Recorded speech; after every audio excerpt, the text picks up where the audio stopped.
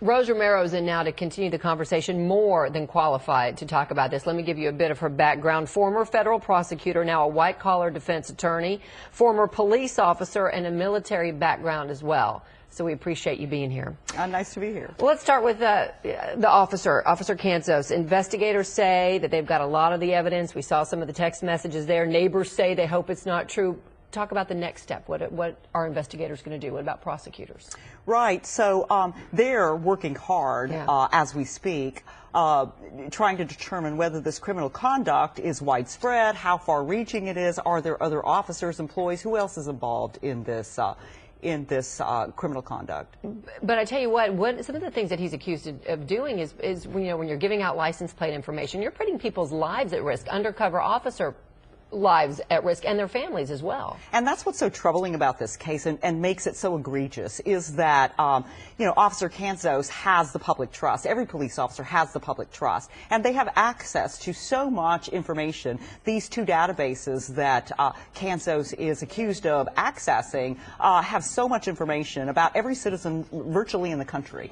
And so to have that type of access and then to pass it along to someone you know is a drug dealer really is egregious, because it does put those officers, his fellow officers, in danger, their families in danger, and others as well. Well, especially given what's happening with the investigation in the NSA, and I mean, it really puts people on edge about the information that's going out, and in this case, we know, to a known bad guy. Well, exactly. And citizens, you and I and your audience, certainly want to hope that the government agencies are keeping our information safe and secure, and so that it doesn't get into the wrong hands. But it's not only government agencies that have to be careful in guarding this sort of private data, but also private sector companies and businesses that collect and store our personal information, clients, customers, vendors, and the like, have to really be careful to make sure that they've got processes in place to secure that data. So what's the cause and effect then for the Arlington Police Department and other police departments as well? Is it taking a second look at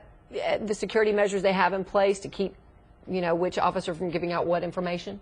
Well, that's really difficult. It's a real balancing act, because these officers really need to access this information to do their job.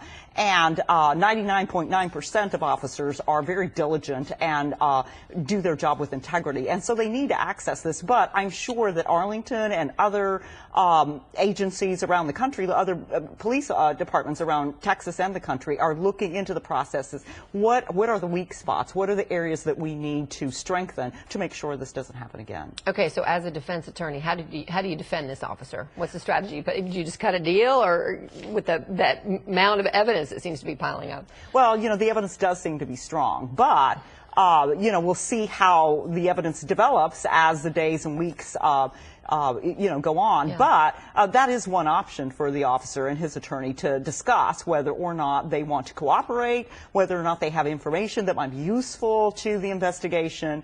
And so those are options he has, of course. Okay, so given your background, do you think that this goes deeper than kind of what we're seeing? I mean, we've got now one officer who's suicided, we've got illegal drugs, corruption, all of these things. What's your take on this? Well, I think the police department, Arlington Police Department, and the feds are taking this very, very seriously. And I think that they are going to work hard to root out whatever corruption there exists, to fix it, to make sure it doesn't happen again, and then to move forward, because the Arlington Police Department does a fine job, and it's really important to them that they gain the public trust, that they maintain the public trust, and I'm sure they're going to be hard at work doing that. So that's moving forward, but what do you do for the morale right now of the officers?